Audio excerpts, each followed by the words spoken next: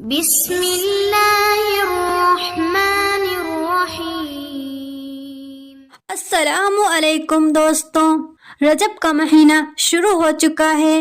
کچھ ضروری کام ہیں جن کو ہمیں ابھی سے شروع کر دینا چاہیے۔ وہ ضروری کاموں کے بارے میں آپ لوگوں کو بتانے جا رہی ہوں۔ سوشل میڈیا پر تو بہت کچھ دکھایا جاتا ہے، بہت کچھ بتایا جاتا ہے۔ رجب کا مہینہ شروع ہوتے ہی تو طرح طرح کی چیزیں آپ کو بتائی جانے لگتی ہیں، لیکن یہ 4 عبادت کے کام ہیں جو رجب کے مہینے سے ہی ہمیں شروع کر دینا چاہیے۔ نمبر 1، دعا۔ کون سی دعا جو حضور صلی اللہ علیہ وسلم رجب کا مہینہ شروع ہو جانے کے بعد اللہ سے مانگا کرتے تھے، وہ دعا کون سی ہے؟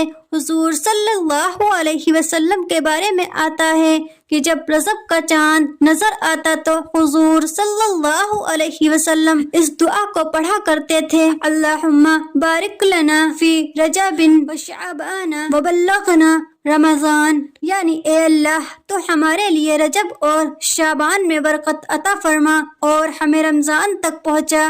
تو اس دعا کو پڑھو۔ آپ کو رمضان جب تک مل نہ جائے تب تک اس دعا کو پڑھو، کیونکہ رمضان کا مہینہ یہ تمام مہینوں کا سردار ہے۔ رمضان کا مہینہ یہ امت کا مہینہ ہے۔ اللہ کے نبی کریم صلی اللہ علیہ وسلم کا ارشاد ہے کہ رجب یہ اللہ کا مہینہ ہے، شعبان یہ میرا مہینہ ہے اور رمضان یہ میری امت کا مہینہ ہے۔ رمضان کا مہینہ جس کو مل جائے وہ دنیا کا سب سے خوش قسمت انسان ہے۔ دعا کرو، عربی میں یاد ہے تو بہت اچھی بات ہے، عربی میں یاد نہیں ہے تو اردو میں مانگو کہ یا اللہ میری عمر میں اتنی برکت دے دے، یا اللہ میری سانسوں میں اتنی برکت دے دے کہ میں رمضان کا مہینہ پالوں، کیونکہ رمضان کا مہینہ جس کو مل جاتا ہے تو وہ سب سے خوش قسمت انسان ہوتا ہے۔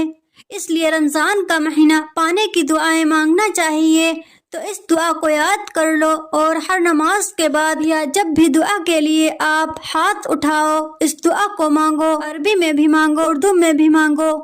رمضان کا مہینہ یا امت کا مہینہ ہے۔ اللہ کے نبی کریم صلی اللہ علیہ وسلم کا ارشاد ہے کہ رجب یا اللہ کا مہینہ ہے، شعبان یا میرا مہینہ ہے، رمضان یا میری امت کا مہینہ ہے۔ تو ہمیں رمضان کو پانے کی دعائیں مانگنا چاہیے۔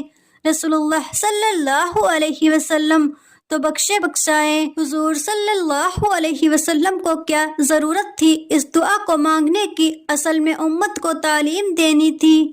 دیکھو، رمضان کو پانے کی دعائیں مانگو۔ بہت کچھ ہم اپنی دنیا کے لیے مانگتے ہیں، بہت کچھ ہم اپنی دنیا کو اچھا کرنے کے لیے کوشش کرتے ہیں۔ نمبر 2، آپ عبادتوں کو ابھی سے بڑھا دو۔ رمضان کے مہینے کا آنے کا انتظار مت دیکھو، عبادتوں کو ابھی سے بڑھا دو۔ 5 وقت کی نماز فرض ہیں، وہ تو ہے ہی فرض، وہ تو ساری زندگی فرض ہیں۔ 5 وقت کی نماز کے علاوہ نفلی عبادتوں کو بڑھاؤ، نفلی نماز کو بڑھاؤ، قرآن مجید کی تلاوت بڑھاؤ، دعاؤں کو بڑھاؤ، تاکہ جب رمضان کا مہینہ آئے تو آپ پہلے سے تیار کر چکے ہوں۔ اس لیے 2 مہینے پہلے سے ہی رمضان کی تیاری شروع کر دو۔ بزرگان دین کے بارے میں آتا ہے کہ 6 مہینے پہلے رمضان کو پانے کی دعائیں اور رمضان کی تیاری شروع کرنا فرما دیتے تھے ہم، اور آپ تو رمضان سر پہ آ جاتا ہے تب بھی ہمیں رمضان کی ویسی پرواہ نہیں ہوتی جیسی ہونا چاہیے، جیسے صحابہ اکرام کو رمضان سے محبت تھی۔ اس لیے ابھی سے اپنی عبادتوں کو بڑھا دو، تہجد کی عادت بنانا شروع کر دو، دعاؤں کو بڑھاؤ، نفل نماز کو بڑھاؤ، سنت غیر موقدہ اور نفل نماز کو بھی مت چھوڑو، تاکہ رمضان کا جب مہینہ آئے تو آپ آلریڈی عبادت میں زیادہ سے زیادہ ٹائم دینے کے عادی ہو چکے ہوں۔ نمبر 3، تیسری اہم عبادت ہے جو ہمیں ابھی سے شروع کر دینی چاہیے، وہ ہے قرآن مجید کی تلاوت، کیونکہ ہم اور آپ جب قرآن مجید رمضان کا مہینہ آخری روزہ ہوتا ہے تو ہم قرآن مجید کو جو بند کر کے طاقوں میں رکھتے ہیں، بہت افسوس کی بات ہے پھر اگلے رمضان میں ہی وہ قرآن شریف ہم کھول پاتے ہیں۔ ماشاء اللہ، کچھ اللہ کے نیک بندے ہیں جو روزانہ قرآن مجید کی تلاوت کرتے ہیں، لیکن ہمارا یہی ہے ایسا نہیں ہونا چاہیے، اور اگر ہو گیا تو توبہ کرو، استغفار کرو، ابھی سے قرآن مجید کی تلاوت شروع کر دیں۔